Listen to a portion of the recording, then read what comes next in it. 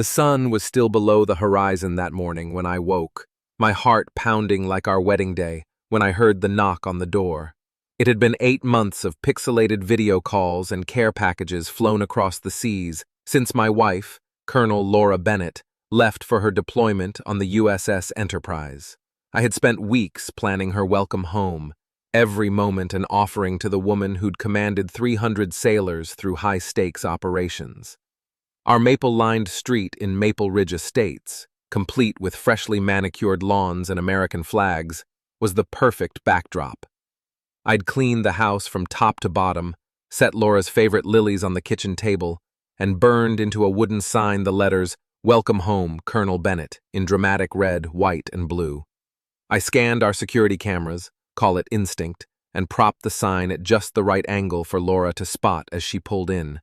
Neighbors chattered with anticipation. Mrs. Larson vowed to keep an eye out for the Navy vehicle, and elderly Mr. Jenkins, strolling his dog, inquired when our hero would be coming. All was ready for a flawless homecoming, or so I believed.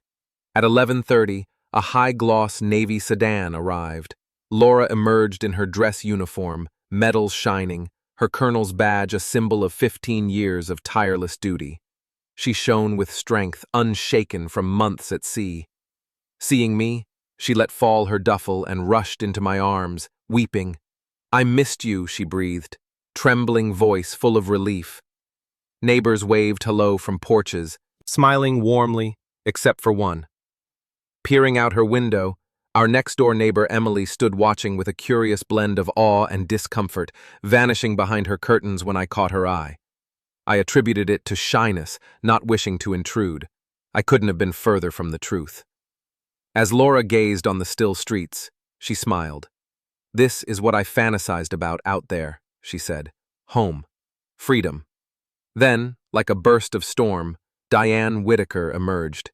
The president of the HOA, a thin woman in her 60s, sporting a tight bun of gray hair and dagger-sharp eyes, stormed across the street, clipboard clutched in one hand, measuring tape swinging like a flail.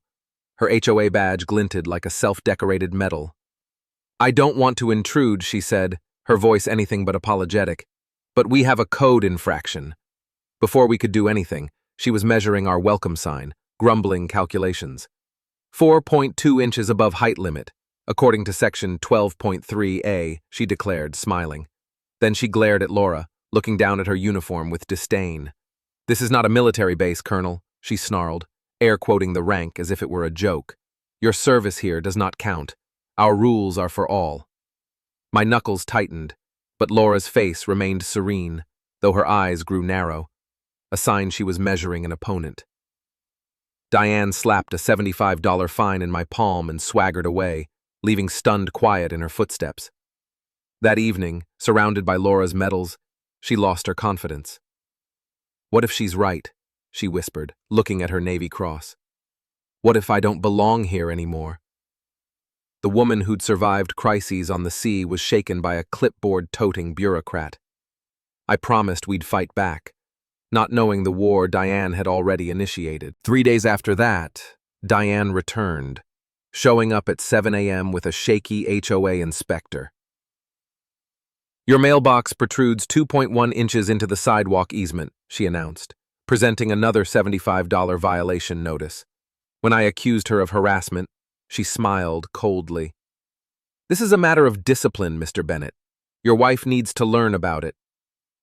Laura, having just returned from her morning jog, eyed Diane like an unfriendly radar contact. Diane was undeterred. "Colonel Bennett, I hope you'll treat this with the accuracy you take from your service." The shot was unmistakable. Laura's service didn't matter. 4 days after that, Diane struck while Laura was unloading groceries, referring to our SUV's bumper for extending 3 inches beyond the driveway line, a $150 penalty with photographs. "I have been polite," Diane said, her tone saccharine sweet. "But civilian society requires obedience." Emily's curtains fluttered across the street, her face pale with anxiety, but she disappeared once more. It was obvious Diane had intimidated the neighborhood into silence. By day 12, Diane struck us with a $200 fine for excessive porch light glare, charging us with an arcane dark sky ordinance. When Laura asked her who complained, Diane's snobbish response was, "Anonymous reports are valid. You wouldn't understand, Colonel." Laura's answer was cold steel. She started treating Diane's assaults as a military campaign, logging every encounter, taking pictures of notices, and studying patterns. "This isn't about rules," she said to me, her papers out on the table.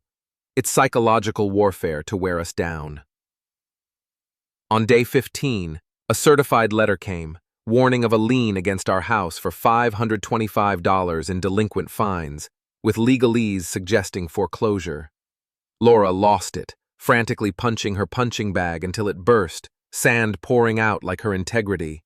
"I fought for this nation," she bellowed, "and I'm not going to be intimidated in my own house." But afterward, collapsed on the garage floor, she said softly, "Perhaps I don't fit into this world." My heart ached, watching her question her worth, a victim of Diane's unrelenting onslaught. The tide shifted the next morning, when Emily knocked, holding a fat folder, her shaking hands. "Diane's been doing this for years," she whispered, looking nervously out the window. "You need to know." Her papers were dynamite. 2 years of photos, violation notices, and police reports, revealing Diane's terror campaign. She'd driven 3 military families away. The Thompsons, an Army couple, lost their house after 6 months of daily fines. Mrs. Carter's garden was cited 47 times for bogus violations until she cracked. Worst of the bunch was the Lopez family, whose Navy commander dad ran off after Diane made false CPS accusations against his teenage daughter. "She despises military families," Emily complained, voice trembling with anger, "says they believe they're superior to her civilian jurisdiction." The folder also documented Diane's abuse of HOA funds, thousands of dollars spent on surveillance equipment and attorney bills to finance her grudges. Laura studied the evidence with a battle planner's accuracy. "She's operating a criminal enterprise masquerading as community standards," she told him, the commander's tone back in place. She put on her full-dress uniform, all metals shining, and marched to Diane's residence. I was right behind, phone camera rolling. When Diane opened the door, her smirk dropped at the sight of Laura's intimidating figure. "Mrs. Whitaker," Laura said, voice like steel, "your harassment is over." She flashed her military ID, establishing her credentials. Diane's reply sent shivers down my spine. "A colonel? How quaint," she mocked. "I've studied deployment stress, anger issues, paranoia, trouble with civilian rules. One call to your superiors about unstable behavior, and your career's over." The threat landed like a missile. Diane wasn't just an HOA bully. She was a predator who'd researched how to ruin military careers. The following morning, Diane escalated further, spreading rumors that Laura was unstable, turning admiration from neighbors into suspicion. She phoned the police non-emergency number, reporting an erratic military officer threatening someone. At week's end, she created scenes along Laura's jogs, yelling, "Still running from civilian life, Colonel?" Her cameras recorded Laura's outraged retorts, edited to depict her as intimidating. The pièce de résistance arrived when police responded to multiple disturbance calls. Sergeant Daniel Hayes, a retired Marine, approached Laura in our garage, where she was pummeling her punching bag. Diane, playing the frail victim, sobbed, "She's threatening the neighborhood." Her evidence, photos and recordings, made Laura look unhinged. But Laura didn't waver. She snapped to attention, radiating command. "Sergeant Hayes, I'm Colonel Laura Bennett, USS Enterprise. Verify my credentials before proceeding." Hayes, recognizing her authority, salivated. "Ma'am, I'm Marine Corps, retired. Let's do this right." Diane went white as I handed Hayes my tablet, filled with our proof, audio of her threats, Emily's file, and bank statements. "This is a pattern of harassment against military families," I explained. Hayes read through the files, his face growing hard. "Mrs. Whitaker, making false statements is a felony. Harassing active duty personnel is serious." Diane's victim act fell apart, her voice growing shrill in panic. "They're making this up. It's paranoia." But the proof was rock solid.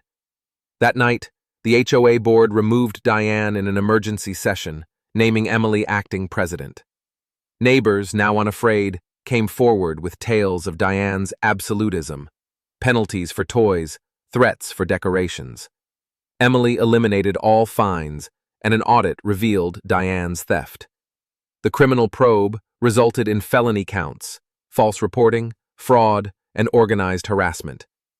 Diane's plea agreement included restitution, veteran community service, and a lifetime HOA leadership prohibition. Her home was sold to an Air Force couple who were attracted by Maple Ridge's new image as a military-friendly sanctuary. 3 weeks passed, and our community looked nothing like it used to. Emily's leadership created block parties and welcome committees, pushing fear aside with community. Veterans organizations honored Laura, and her story generated regional media attention, laying bare HOA abuses. Standing in our backyard, Laura observed our flag waving. "I fought for this," she declared, "not just abroad, but here." Diane, now a cautionary tale, disappeared into the shadows, her reign of terror usurped by a community that preferred service to trivial power. Some still quietly murmured Diane was simply maintaining order, but Laura's stand demonstrated real authority isn't exercised with a clipboard, it's gained through courage and truth.